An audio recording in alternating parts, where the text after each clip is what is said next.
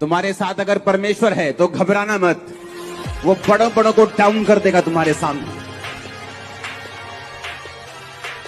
और कैसे मालूम होगा कोई जेन्युइन मैन ऑफ गॉड है और कोई नहीं? जब परख तो ठोक दो शैतान को, उसको पकड़ो, घर घर में से निकाल दो यीशु मसीह के नाम। भूल जाओ अपने आप को, जिसने तुम्हें बनाया तुम्हारी केयर करता है वो। बाइबल कहती है आदम बाग में काम कर रहा, परमेश्वर ने कहा, आदम ने नहीं कहा मुझे औरत चाहिए, परमेश्वर ने कहा मैं आदम के लिए एक सहायक ढूंढूंगा, एक ऐसा मेल जो इसके साथ मेल कर सके, मेल खा सके। तो बाइबल कहती परमेश्वर ने सब पशुओं को साथ पाकर, मेल ना पाकर तो आदम के पसली में से औरत को बनाया और उसके साथ मिला दिया। अगर आप काम करेंगे ये हवा का, जो कुछ आपको चाहिए आपकी टेबल के ऊपर होगा, याद रखना, लिख के रख लेना, लिख के रखना, जो कुछ तुम्हें चाहिए होगा। सुनो, जिन्होंने सिर दर्द है ना, चर्च वध गई, मैं उन्होंने एक सलाह देना चाहना, गोलियां ले लो सिर दर्द दियां होर। सुनो, चर्च इन्नी वधन वाली तुसी गिनती छड्डोगे आने वाले टाइम च, गिनती नहीं कर पाओगे तुसी गिनती नहीं कर। आपको मालूम है ईगल हमेशा जब उड़ता है तो वो आसमान से ऊपर उड़ता है, बादलों से ऊपर उड़ता है, मालूम कि नहीं मालूम? बादलों से ऊपर उड़ता है वो। दूसरे पंछी मर जाते हैं, हिल जाते हैं, बिखर जाते हैं, लेकिन ईगल किसी की परवाह नहीं करता। जब क्लाउड आता है, जब तूफान आता है, वो तूफान से ऊपर उड़ता है, ये उसकी ताकत है। मैं आज आपको प्रोफेसी कर रहा हूं, आप अपने तूफान से ऊपर उड़ने वाले यीशु मसीह के नाम में। मैंने कहा मैं आपको प्रोफेसी करता हूं, आप अपने तूफान से ऊपर उड़ने वाले यीशु मसीह के नाम में। आमीन होना चाहिए चर्च। एक विश्वासी को प्रार्थना कैसे करनी चाहिए ये मैं आपको समझाता हूं। ये मैं उन लोगों को समझाता हूं कई बार जो मेरे पास मिलने के लिए आते हैं, लेकिन आज मैं आप सबको समझा रहा हूं। एक विश्वासी को प्रार्थना कैसे करनी चाहिए, कौन सी प्रार्थना है जिससे आपकी लाइफ में रिजल्ट आता है। अब आपने ये बात समझ ली कि प्रार्थना जरूरी है, प्रार्थना नहीं करेंगे परमेश्वर उत्तर नहीं देगा। उसने लिखा है मांगो तो दिया जाएगा। वचन, ये आप बोलेंगे वचन में तो लिखा है कि परमेश्वर मांगने से पहले जानता है तुम्हें किन वस्तुओं की जरूरत है। हाँ, वो जानता है तुम्हें किन वस्तुओं की जरूरत है, लेकिन देता तभी है जब तुम मांगते हो, क्योंकि वो अपने वचन को पूरा करता है। मांगो तो दिया, ढूंढो तो तुम, खटखटाओ तो तुम्हारे लिए खोला जाएगा। अब शैतान बुरी कोशिश करता है कि जब तुम प्रार्थना करने के लिए बैठो तुम्हें फोन याद आ जाए, तुम्हें सॉन्ग याद आ जाए, तुम्हें कुछ बात याद आ जाए, तुम्हें काम याद आ जाए, एनीथिंग पॉसिबल, पॉजिटिव और नेगेटिव एनीथिंग वो आपको याद करवाएगा, क्योंकि उसको मालूम है कि प्रार्थना ही एक ऐसा एक लौता माध्यम है जिसके द्वारा तुम परमेश्वर के साथ जुड़ते हो और आगे बढ़ते हो और परमेश्वर का आत्मा तुम्हारी अगुवाई करता है। हालेलुया। जो मैंने अपनी मसीह लाइफ में देखा है, मैं आपको उस एक्सपीरियंस से और वचन से आपको बताता हूं प्रार्थना कैसे करनी चाहिए। आपको दिन में सुबह प्रार्थना करनी चाहिए, आपकी पर्सनल प्रेयर, जिसमें आप सिर्फ अपने लिए, अपने परिवार के लिए, अपने काम के लिए, अगर आप पास्टर हैं तो अपनी सेवकाई के लिए आप प्रार्थना करते हैं। अगर आप सुबह 1.5 घंटा प्रार्थना करने के लिए बैठे हैं, क्योंकि उसके बाद आपको काम पे निकलना है, तो आपको 1.25 घंटा प्रार्थना करनी है, 45 मिनट। आधा घंटा आप वचन पढ़ें और बाकी का 15 मिनट आप वचन को खोलें और अपनी लाइफ के मुताबिक, मान लीजिए एक विश्वासी बीमार है, वो नीति वचन को निकाले 3 को, वो यशाया 54 को, वो भजन संहिता 103 को, वो इस तरह के वचन निकाले जहां परमेश्वर ने आपको शारीरिक चंगाई की वायदा किया है। आप उस वचन को पढ़ें कि परमेश्वर तेरे वचन में लिखा है। जिस तरह जब मुझे रोग था तो मैं परमेश्वर को बोलता था कि प्रभु तेरे वचन में लिखा है भजन संहिता में कि तू मुझे दीर्घ आयु से तृप्त करेगा, तो मैं प्रभु से बात करता था, लड़ता था, जैसे फाइट करते हैं। किससे? वचन से। इमोशनल फाइट नहीं, उसका कोई फायदा नहीं। वचन से फाइट करना। परमेश्वर कहता है वचन से अपने प्रमाण मुझे दो, सबूत दो मुझे। क्यों मैं तुम्हें चंगा करूं, क्यों तुझे बच्चा दूं, क्यों ब्लेस करूं, सबूत दो। क्या है सबूत? सबूत वचन है। तो प्रभु से मैं बोलता था प्रभु तेरे वचन में लिखा है कि तू मुझे दीर्घ आयु से तृप्त करेगा, तो क्या इस रोग के साथ मैं दीर्घ आयु जी सकता हूं? अगर जी सकता हूं तो ये दीर्घायु किस काम की होगी अगर मैं सारी उम्र रोगी रहूंगा तो मैं इस तरह से प्रभु के साथ फाइट करता था कि प्रभु तेरे वचन में लिखा है कि तू मुझे दीर्घ आयु से तृप्त करेगा। एक टेस्टिमनी को मैं पढ़ रहा था, एक सिस्टर की, आज बहुत सारी जबरदस्त गवाहियां आपने सुनी, तारीफ करो सब गवाहियों के लिए। तो मैं गवाही जब सुन रहा था तो एक सिस्टर थी जिसने वचन सुना, और वचन सुनने के बाद उसने रोज वचन के बीच से प्रार्थना करनी शुरू कर दी। तो हुआ क्या था, उसके यूट्रस में बीमारी थी, उसको बेबी नहीं, हस्बैंड में भी रोग था, बेबी नहीं हो सकता था। लेकिन उसे यह मालूम हुआ कि वचन के बीच से अगर मैं प्रार्थना करूंगी, प्रभु को उसके वायदे याद करवाऊंगी तो ये परमेश्वर संभव है। उसने प्रार्थना करनी शुरू कर दी वचन से कि प्रभु तेरे वचन में लिखा है कि धर्मी का वंश बचाया जाएगा। मेरा वंश कहां है? क्या मैं धर्मी नहीं हूं? मैं तुझ पे विश्वास करती हूं तो मैं एक धर्मी हूं। प्रभु तेरे वचन में लिखा हुआ है कि तू बांझ को घर में लड़कों का आनंद करने वाली माता बनाता है। प्रभु तेरे वचन में लिखा हुआ है कि तू हमें फलवंत करेगा। प्रभु तूने आदम को कहा था be fruitful and be multiply. बिना बच्चे के मैं मल्टीप्लाई कैसे हो सकती हूं? तो उसने रोज क्या किया, वचन के बीच से प्रभु को प्रार्थना करनी शुरू कर दी। 2-3-4 साल कुछ नहीं हुआ, कोई फर्क नहीं, लेकिन उसकी बॉडी थोड़ी अच्छी हो गई, लाइफ अच्छी हो गई, वो चलती रही। उसको शायद पीरियड भी नहीं आते थे, पता नहीं चलता था कि बेबी प्रेगनेंसी है कि नहीं है, क्योंकि बहुत सारी कॉम्प्लिकेशंस थी। एक दिन अचानक अपने रेगुलर डॉक्टर से जब चेकअप करवाने के लिए गई, वो 2nd मंथ की प्रेग्नेंट थी और परमेश्वर ने उसको एक बेटा दिया। उसके बाद परमेश्वर ने उसको एक बेटी दी, दोनों जीवित हैं। आप जब सुबह प्रार्थना करने के लिए उठें तो अगर आप 1.5 घंटा प्रार्थना करते हैं तो 45 मिनट प्रार्थना करें। उसमें आपको क्या बोलना है? आप कुछ भी बोलें, वो परमेश्वर है, वो कोई बाबा नहीं है कि आप एक वर्ड थोड़ा इधर उधर बोल देंगे तो वो आपकी जान ले लेगा या आपको श्रापित कर देगा। एक छोटा बच्चा जब अपनी मां के पास आता है और 1 साल का होता है और बोलता नहीं पूरा, या मामा मामा जा ऐसे करता है, तो उसकी मां उस गुस्सा नहीं करती। उसकी मां पहचान लेती है इसको क्या चाहिए, इसको दूध चाहिए, इसको खाना चाहिए, इसको दाल का पानी चाहिए, इसको वॉशरूम आया है, वो पहचान लेती है।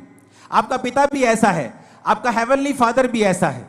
जब आप 45 मिनट प्रार्थना में बैठेंगे तो उसका थैंक्स करें, उसकी वर्शिप करें, उसको शुक्र कहें, सब बातों के लिए उसका थैंक्स करें, आप उसके साथ बात करें। वो आपका पिता है, वो बाबा नहीं कि आपको मार देगा। आपको 2 चीजें गलत पढ़ देंगे तो वो आपको कत्ल कर देगा या आपको श्रापित कर देगा, ऐसा नहीं है। लेकिन वो ऐसा परमेश्वर भी है जो ये कहता है कि अपना प्रमाण मुझे दो, जो ये चाहता है कि उसके बच्चे एक्टिव रीति से ये जाने कि वचन में क्या लिखा है और वचन में कौन सी चीजें हैं, क्या अधिकार हैं हमारे पास वचन के बीच से जो हमें इस्तेमाल करने हैं। तो जब आप सुबह प्रार्थना करने के लिए 45 मिनट उठे और आपने प्रार्थना की, आपने थैंक्स किया, आपने वर्शिप की, आपने प्रभु का थैंक्स किया, 45 मिनट हो गए, आपने आधा घंटा बाइबल पढ़ी। अब अगले 15 मिनट, आधा घंटा बड़ा इंपॉर्टेंट है। उसमें क्या करना है? वचन निकालना है जो आपकी लाइफ से संबंधित है। आपको हीलिंग चाहिए, हीलिंग के वचन निकालें। आपको बच्चा चाहिए, उस बच्चे के वचन निकालें। जहां परमेश्वर ने आपको वंश आशीषित करने का आपको वायदा किया है, परमेश्वर ने कहा वो व्यक्ति जो परमेश्वर की इच्छाओं पर चलेगा और उससे उसका डर मानेगा, परमेश्वर उसको उसी मार्ग में चलाएगा जिससे वो प्रसन्न होता है, उसका वंश पृथ्वी पर प्राकर्मी होगा। तो परमेश्वर कहते तुम्हारे बच्चे जो होंगे पृथ्वी के ऊपर प्राकर्मी होंगे, बड़े बड़े काम करने वाले होंगे, डरपोक बच्चे नहीं होंगे। तो आप इस वचन का फायदा उठा सकते हो। अगर आपके बच्चे डरपोक है तो, अगर आपके बच्चे अनसक्सेसफुल है तो, कम पढ़ते हैं तो, समझ नहीं आती कि प्रभु तेरे वचन में लिखा है कि तेरा वंश पृथ्वी के ऊपर प्राकर्मी होगा, मेरे बच्चों को प्राकर्मी बना, मेरे बच्चों को एक्सीलेंट बना, मेरे बच्चों को ब्लेस कर। हर एक चीज के लिए बाइबल में परमेश्वर का वायदा है, वचन है।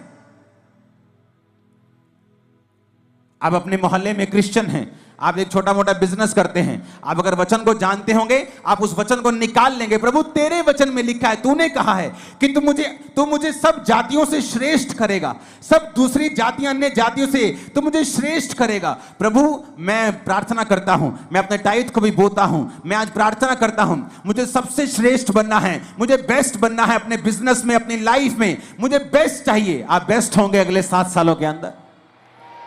लेकिन क्या आपने वो मांगा? नहीं, आपने मांगा नहीं। आप चाहते हैं हो, आप विश करते हैं प्रभु मुझे हील कर दे। आप जीनी के पास नहीं है कि आपने रगड़ा और जीनी निकला और आपने कहा क्या चाहिए, उसने कहा क्या चाहिए, आपने कहा मुझे चंगा कर दो। परमेश्वर कहता मांगो तो दिया जाएगा, अपने प्रमाण दो, अपना मुकदमा लड़ो। आज लोगों को इतना भी मालूम नहीं है कि जो उन्हें चाहिए बाइबल में कहां लिखा है। कुछ का बहाना है वो तो अनपढ़ है।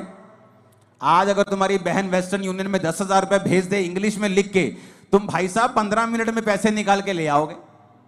तुम्हें पता है किससे पढ़वाना है, किसको 10 रुपए का लालच देना है, किस पोते को बोलना है, किस पोती को बोलना है 100 रुपए देके और पैसे निकलवा के लेके आने। लेकिन जब बाइबल पढ़ने का समय आता है, आपको ट्यूशन रखनी चाहिए। अगर आप अनपढ़ है तो 2 महीने में बाइबल पढ़नी सीखो, खुद समझो बाइबल में कहां कहां वो वचन लिखे हैं जो आपको जरूरी चाहिए, जो आपके लिए एक हथियार की तरह काम करेंगे। हालेलुया, ऊंची आवाज में हालेलुया बोलो जरा।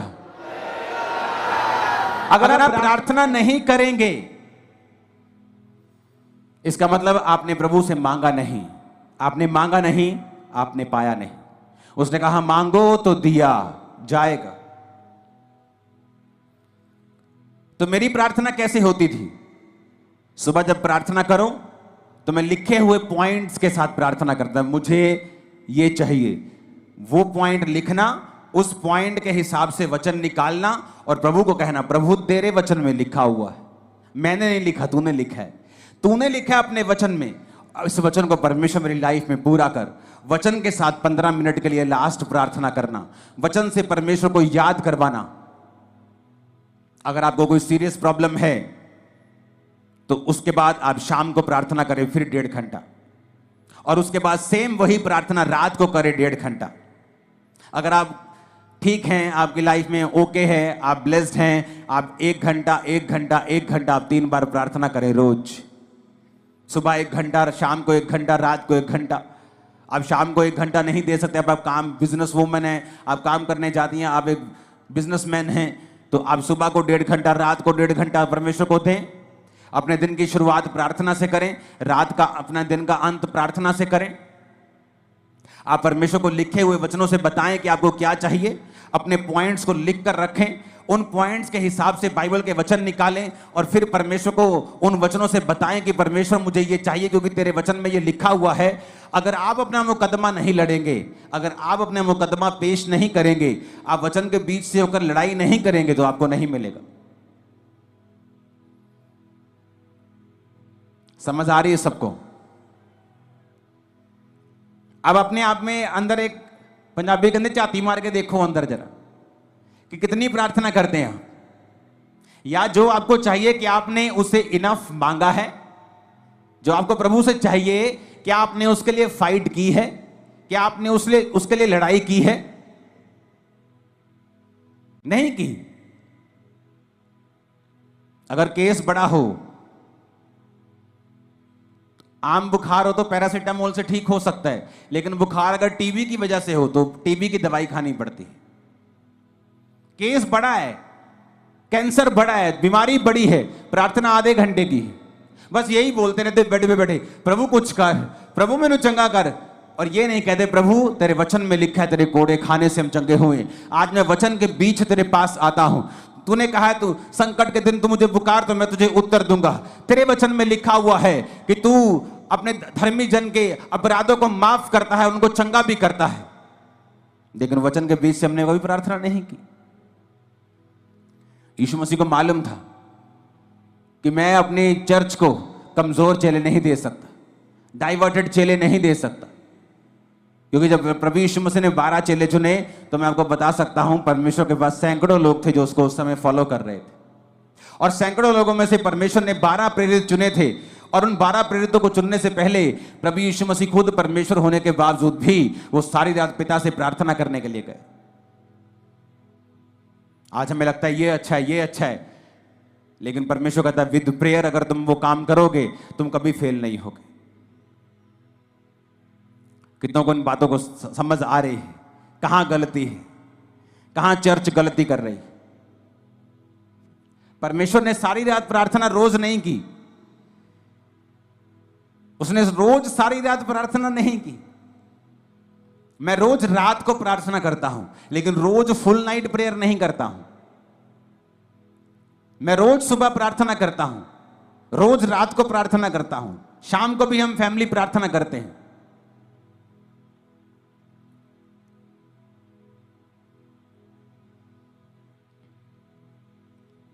हालेलुया। तो क्या मैं इनफ प्रार्थना कर रहा हूं? तो ये बेस्ट है कि अगर आप 1+1+1 प्रार्थना करें। अगर आप 1 घंटा प्रार्थना करने के लिए बैठे हैं सुबह 1.5 घंटा, तो आधा पौना घंटा आप प्रार्थना करें, प्रभु से अपने वर्शिप करें, उसका थैंक्स करें। उसके बाद आप बाइबल पढ़ें कुछ समय के लिए, और फिर कुछ समय आप बाइबल के वचनों के बीच से होकर प्रार्थना करें। आपकी लाइफ कभी भी सेम नहीं रहेगी।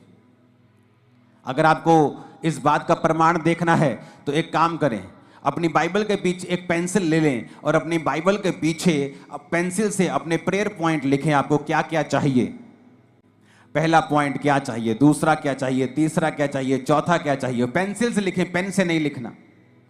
और उन पेंसिल से लिखे हुए जो आपके प्रेयर पॉइंट हैं, उन्हें वचन के बीच से होकर आप रोज 1+1+1 रोज 2 समय, कम से कम 1.5 घंटा या 1 घंटा 3 बार आप रोज परमेश्वर को याद करवाना शुरू करें।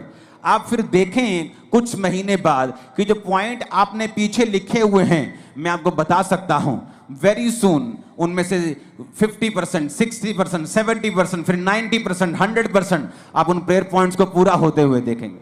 आप देखेंगे कोई रह नहीं गया, आप आगे ऐड करते जाएंगे, वो नए होते जाएंगे। लेकिन जो आपने पुराने ऐड किए होंगे, आप देखेंगे कि किस तरह से परमेश्वर ने आपकी लाइफ में वो काम किया। और जो आपके प्रेयर पॉइंट पूरा हो गया, उसे मिटे दें, उसे मिटाकर पेन लें और बाइबल में ही कहीं पर एक, बहुत से बाइबल में खाली पेजेस होते हैं, उस पेन से लिखें गवाही कि ये प्रेयर पॉइंट आपका था, इस तारीख को परमेश्वर ने इसको पूरा कर दिया। जो प्रेयर पॉइंट पूरा होता जाए, बाइबल के पीछे पेन से लिखते जाएं। आप हैरान हो जाएंगे इस प्रार्थना को करने के बाद, इस तरह की प्रार्थना को करने के बाद, जब आप 1 साल के बाद अपनी बाइबल देखेंगे तो आपके नीले पॉइंट ज्यादा होंगे और काले वाले कम होंगे। आप देखेंगे वो पूरे हो रहे हैं। और जब भी आप देखेंगे कि शैतान आपको इस प्रार्थना करने से क्यों रोकता रहा है, उसको मालूम है इसी प्रेयर में रिजल्ट आना है। शैतान को पता है कि इसी प्रार्थना के द्वारा आप छुड़ाए जाएंगे, इसलिए वो पूरी संभव कोशिश करता है कि आपको इस प्रार्थना से दूर रखा जाए, क्योंकि प्रार्थना में छुटकारा है, ये शैतान जानता है। परमेश्वर ने क्या कहा, इतना सिंपल और इतना पावरफुल परमेश्वर ने वचन दिया। परमेश्वर ने कहा, एक नगर में एक विधवा थी और एक अधर्मी न्यायी रहता था। न्यायी मतलब एक जज रहता था, लेकिन अधर्मी था, पापी था। तो विधवा बार बार उसके पास जाकर बोलती थी, मेरा न्याय चुका और मुझे मुद्दई से बचा, मुझे इस फलाने बंदे से बचा, मेरा न्याय कर। तो बाइबल कहती है, परमेश्वर कहता कि वो अधर्मी, वो पापी न्यायी क्या सोचता है कि ये विधवा आकर बार बार मेरे नाक में दम ना कर दे, इसलिए मैं इसका काम कर देता हूं। तो परमेश्वर ने कहा, सुनो वो अधर्मी क्या कहता है। अब जो व्यक्ति दिन रात परमेश्वर के नाम की दुहाई देता है, परमेश्वर ने कहा, क्या मैं उसका न्याय नहीं करूंगा? जो व्यक्ति दिन रात मेरे नाम की दुहाई देता है, क्या मैं उसका न्याय नहीं चुकाऊंगा? क्या मैं उसकी प्रार्थना नहीं करूंगा? ये कौन कह रहा है? सीधा डायरेक्ट प्रभु यीशु मसीह का वचन है ये। प्रभु यीशु मसीह अपने मुंह से अपने लोगों को समझा रहे हैं कि एक विधवा बार बार जाने से एक पापी बंदे से न्याय ले सकती है। तो प्रभु कहता है कि अगर तुम मेरे पास दिन और रात मेरे नाम की दुहाई दोगे, मैं तुम्हारा न्याय क्यों नहीं करूंगा? मैं तुम्हें क्यों नहीं छुड़ाऊंगा? मैं क्यों तुम्हारी प्रार्थना का उत्तर नहीं दूंगा? मैं क्यों तुम्हें नहीं बंधनों से आजाद करूंगा? पर कंडीशन क्या है? अगर वो दिन रात मेरे नाम की दुहाई दें। आप एक दिन प्रार्थना करेंगे सुबह, आपने प्रार्थना की, प्रभु तेरे वचन में लिखा है धर्मी का वंश पराक्रमी होगा। प्रभु अपने बच्चों के लिए प्रार्थना करता हूं, अपने लिए हीलिंग के लिए, डिलीवरेंस, आप प्रार्थना करते हैं वचन के बीच। आप वही प्रार्थना फिर शाम को करते हैं, वही प्रार्थना फिर आप रात को करते हैं, फिर सुबह, फिर दोपहर, फिर शाम, फिर रात, फिर सुबह, फिर शाम, फिर रात, फिर सुबह, फिर शाम। परमेश्वर को आप दुखी कर देंगे और वो जवाब देगा। वो अपने वचन का इनकार नहीं कर सकता, वचन को डिनाई नहीं कर सकता। अगर आप वचन के बीच से उससे लड़ेंगे, वो आपको उत्तर देगा। अब यूसुफ, याकूब को भी यह बात मालूम थी। याकूब को पता था कि उसका भाई उसे मारने के लिए 400 बंदे लेके आ रहा है। क्या लिखा वचन में? उसने सब परिवार को नदी के पार कर दिया। अपने 11 जितने बच्चे थे उसके उस समय तक, उन 11 बच्चों को, उन पत्नियों को, उन भेड़ों बकरियों को, सबको आगे कर दिया और रात अकेला रह गया। और क्या करता रहा? लिखा वो स्वर्गदूत के साथ रात भर लड़ता रहा। कैसे लड़ता रहा? शरीर के साथ नहीं। आप प्रभु से नहीं लड़ सकते, जा मैं तेनू नहीं मानता, जा मैं हूं प्रार्थना, आप ऐसे नहीं लड़ सकते। आप वचन से लड़ सकते। प्रभु तेरे वचन में लिखा है कि नहीं लिखा? तेरे वचन में लिखा है ना, तो ये मेरे जीवन में पूरा कर। तेरे वचन में लिखा है, मैं बांझ कैसे रह सकती हूं? क्योंकि तूने कहा है कि धर्मी तू बच, तेरा घराना बचाया जाएगा। तेरे वचन में लिखा है गर्भ का फल यहोवा के और से दिया हुआ प्रतिफल है। तेरे वचन में लिखा है, तो मैं गर्भ के फल से कैसे रह सकती हूं? आप लड़ेंगे नहीं। तो बाइबल कहती है वो पूरी रात लड़ा और परमेश्वर के दूत ने कहा अब से तेरा नाम इज़राइल होगा। और उसके भाई का मन चेंज हो गया। जब वो भाई से मिला तो उसने उसे मारा नहीं। क्यों? क्योंकि प्रार्थना में वो सब बातों को जीत चुका था। हालेलुया।